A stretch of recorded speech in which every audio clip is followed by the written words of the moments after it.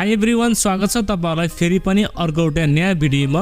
Friends, मात्र 12,000 को price पॉइन्टमा टेक्नोले एकदमै बबाल फोनलाई नेपालमा लन्च गरिसकेको छ। हजुर, टेक्नोले आफ्नो स्पार्क गो 1 मोबाइललाई नेपालमा लन्च गरिसकेको छ। इन्ट्रेस्टिङ पार्ट के छ भने तपाईलाई यो प्राइस पॉइन्टमा यो मोबाइलमा चाहिँ 120 हर्ट्ज को फास्ट रिफ्रेश रेट दिएको छ। साथमा तपाईलाई यो मोबाइलमा ड्युअल स्टिरियो स्पिकर पनि दिएको छ। अरु पनि यो मोबाइलको फिचर्सहरु एकदमै राम्रो रहेको छ। सो आजको भिडियोमा हामी कुरा गर्नेछौं टेक्नो स्पार्क गो 1 मोबाइलको बारेमा, यो मोबाइलका स्पेसिफिकेसन तथा यो मोबाइलमा तपाईहरुलाई के कस्ता फिचरहरु दिएको छ, साथै हाम्रो नेपालमा कुन भेरिएन्ट लन्च भएको छ र तपाईले यो मोबाइललाई कहाँदेखि परचेज गर्ने सम्पूर्ण विषयमा आजको भिडियोमा जानकारी दिनेछौं। त्यसैले यो भिडियोलाई एकछिन पनि स्किप नगरी अन्त्यसम्म हेर्नु होला र अब तपाईहरुको टाइम वेस्ट नगरी सुरु गरौँ आजको भिडियो। फ्रेन्ड्स, आगामी दिनमा अरु यस्तै इन्ट्रेस्टिङ भिडियो हेर्नको लागि प्लिज हाम्रो च्यानललाई सब्स्क्राइब गरिराख्नु होला र यो भिडियो मन परेमा एउटा लाइक पनि गरिदिनु होला। सबैभन्दा पहिला हामी कुरा गरौँ टेक्नो स्पार्क गो 1 मोबाइलको डिजाइन र डिस्प्लेको बारेमा। पर्सनली भन्नु पर्दा फ्रेन्ड्स, मलाई यो प्राइस पोइन्टमा यो मोबाइलको डिजाइन एकदमै मन परेको छ। किनभने 12,000 को प्राइस पोइन्टमा तपाईलाई यो मोबाइलमा सेन्टर पन्चोल डिस्प्ले दिएको छ। साथमा मोबाइलको ब्याकमा आइफोनको जस्तो डिजाइन दिएको छ। मोबाइलको ब्याक साइडमा तपाईलाई सिंगल क्यामेरा सेन्सर, त्यसैको साथमा आयर ब्लास्टर पनि दिएको छ जसले चाहिँ रिमोटको काम गर्दछ।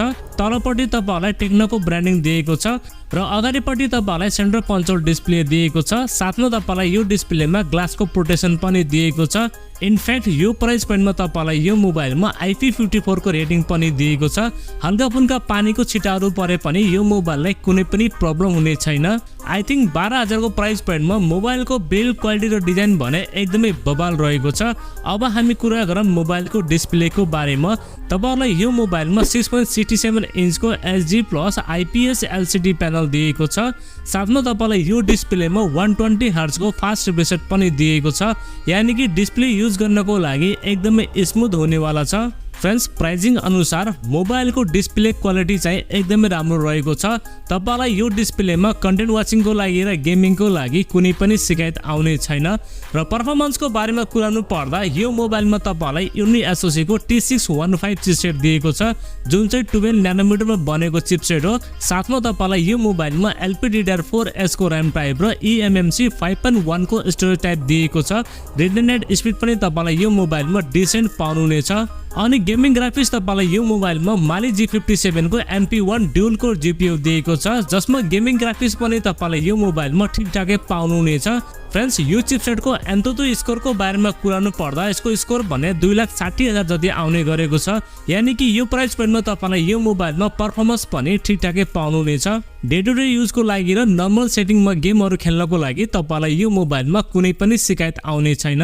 र क्यामेराको बारेमा कुरानु पर्दा तपाईलाई प्राइमेरी क्यामेरामा 13 मेगापिक्सलको प्राइमेरी सेन्सर दिएको छ र सेल्फी क्यामेरामा तपाईहरुलाई 8 मेगापिक्सलको सेल्फी क्यामेरा सेन्सर दिएको छ। भिडियो रेकर्डिङको बारेमा कुरानु पर्दा प्राइमेरी क्यामेराबाट तपाईहरुले 1080 को 30 fps सम्म चाहिँ भिडियो सुट गर्न सक्नुहुनेछ र सेल्फी क्यामेराबाट तपाईहरुले 720p को 30 fps सम्म चाहिँ भिडियो सुट गर्न सक्नुहुनेछ। ओभरअलमा क्यामेराको बारेमा कुरानु पर्दा डेलाइट कन्डिसनमा यिनी क्यामेराहरुबाट तपाईहरुले फोटोग्राफी र भिडियोग्राफी एकदमै राम्रो क्याप्चर गर्न सक्नुहुनेछ। क्यामेराको मामलामा तपाईलाई यो मोबाइलमा कुनै पनि शिकायत आउने छैन। त्यसैगरी ब्याट्री तपाईलाई यो मोबाइलमा 5000 mAh को ब्याट्री दिएको छ र यो मोबाइलले 15 वाट को चार्जिङ सपोर्ट गर्दछ, बट तपाईलाई बक्समा चाहिँ 10 वाट को चार्जर पाउनुहुनेछ। ब्याट्री ब्याकअप पनि तपाईलाई यो मोबाइलमा एकदमै राम्रो पाउनुहुनेछ। प्राइभेसी सेन्सरहरुको बारेमा कुरानु पर्दा तपाईलाई यो मोबाइलमा side fingerprint scanner, face unlock, चार्जिङको लागि टाइप सी पोर्ट, साथमा तपाईलाई यो मोबाइलमा ड्युअल स्टिरियो स्पिकर दिएको छ जसको क्वालिटी चाहिँ डिसेन्ट रहेको छ। र इन्ट्रेस्टिङ पार्ट के छ भने तपाईलाई यो मोबाइलको ब्याक साइडमा आयर ब्लास्टर पनि दिएको छ जसले चाहिँ रिमोटको काम गर्दछ। फ्रेन्ड्स, अब हामी कुरा गरौँ यो मोबाइलको प्राइसको बारेमा। यसको 3+64 GB लाई 11,990 मा पाउनुहुनेछ र यसको 4+64 GB लाई 12,690 मा पाउनुहुनेछ र यसको 4+128 GB लाई 13,990 मा पाउनुहुनेछ। र तपाईले यो मोबाइललाई दराज.com बाट परचेज गर्न सक्नुहुनेछ। ल त साथीहरु, यति नै थियो मोबाइलको बारेमा। तपाईहरुलाई यो मोबाइलको स्पेसिफिकेसन कस्तो लाग्यो, आफ्नो के सल्लाह सुझाव भएमा प्लिज एउटा कमेन्ट लेख्नु होला र यो भिडियो मन परेमा एउटा लाइक पनि गरिदिनु होला।